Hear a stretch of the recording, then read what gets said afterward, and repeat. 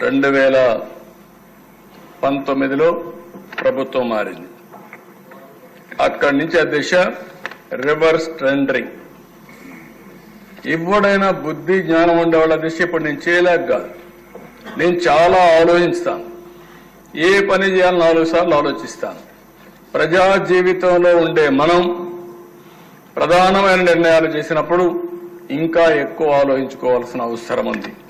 తెలియకపోతే నేర్చుకోవాల్సిన అవసరం ఉంది. కక్షతో రాజకీయం చేయడం కాదు, కక్షతో అభివృద్ధి చేయడం కాదు అధ్యక్ష. అదే ఇక్కడ జరిగింది. ముఖ్యమంత్రిగా ప్రమాణ స్వీకారం చేస్తూనే అప్పుడే పోలవరం ప్రాజెక్ట్ ని ఆపేస్తుందని అనౌన్స్ చేయడం.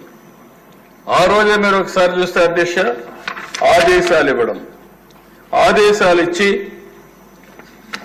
సైట్ లో నిర్మాణ సంస్థ ఉంటే దాన్ని ఖాళీ చేయించింది జూలై 29, 2019 నోటీసులు ఇచ్చి ఖాళీ చేయించడం.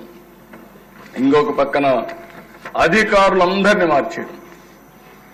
కాంట్రాక్టర్ లేడు, అధికారులు లేడు.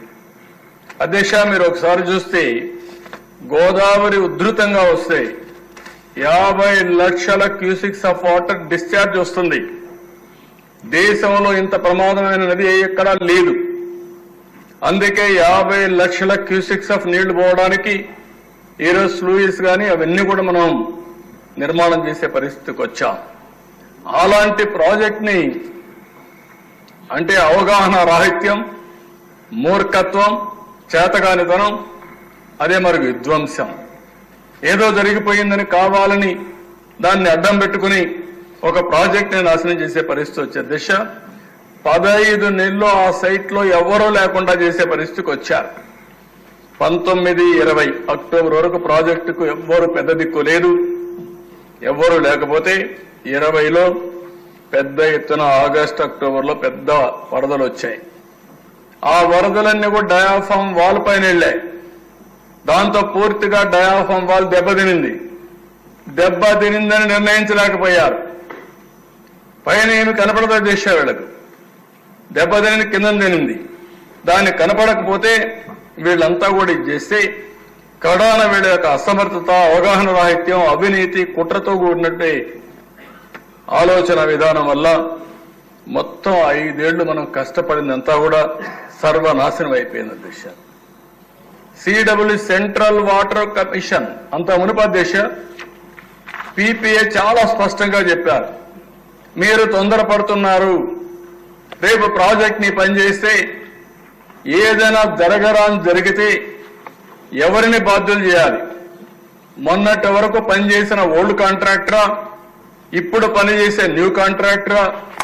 ఓల్డ్ కాంట్రాక్టర్ అంటాడు నాకేం సంబంధం అని, న్యూ కాంట్రాక్టర్ అంటే నేను బాగానే చేశాను, పాత వాళ్ళు బాగా పనిచేయదంటారు. కాబట్టి సరైన నిర్ణయం కాదు, తొందరపాటు తగదు, ఆలోచించండి, పెండింగ్ పెట్టండి అంటే పీపీఏ కూడా చెప్పకుండా ఆ రోజు దేశ నిర్ణయం చేసి రాటిఫికేషన్ కి పీపీఏ పంపించారు. అది వాళ్ళు ఏం చేయాలో తెలియకుండా ఈ ప్రజాస్వామ్యంలో దాన్ని వదిలేసే పరిస్థితికి వచ్చారు.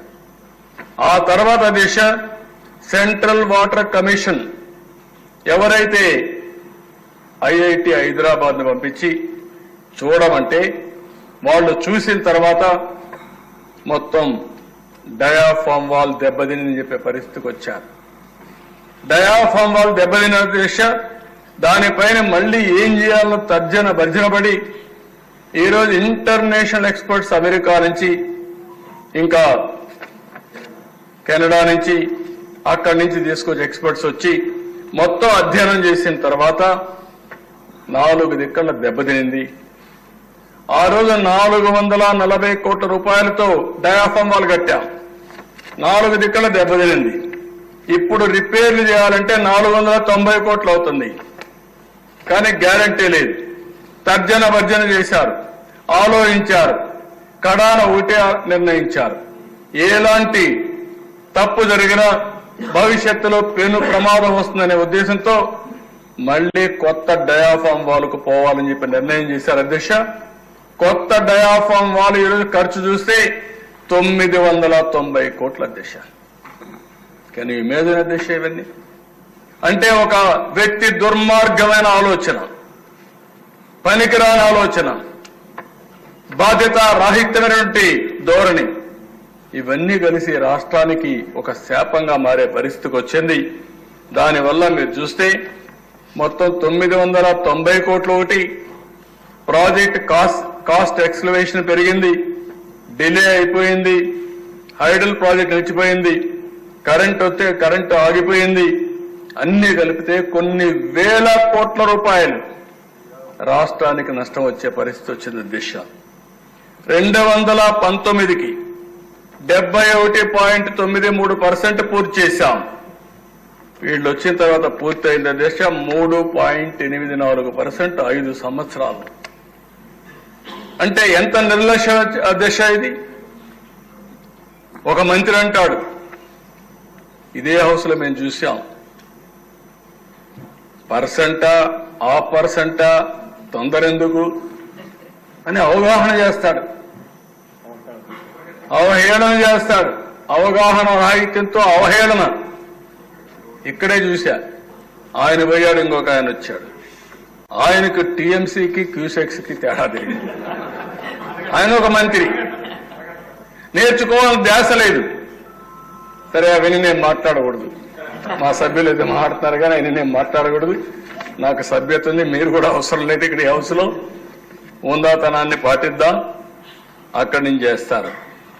కడాన దిశ 16,493 కోట్ల రూపాయలు అరుదు ఖర్చు పెడితే వీళ్ళు వచ్చిన తర్వాత 4,900 కోట్లు ఖర్చు పెట్టారు. పోలవరం పూర్తయి ఉంటే దిశ 194 టీఎంసీ నీళ్లు మనం పొదుపు చేసుకునేవాళ్ళం, రిజర్వాయర్లో నీళ్లు నింపేవాళ్ళం.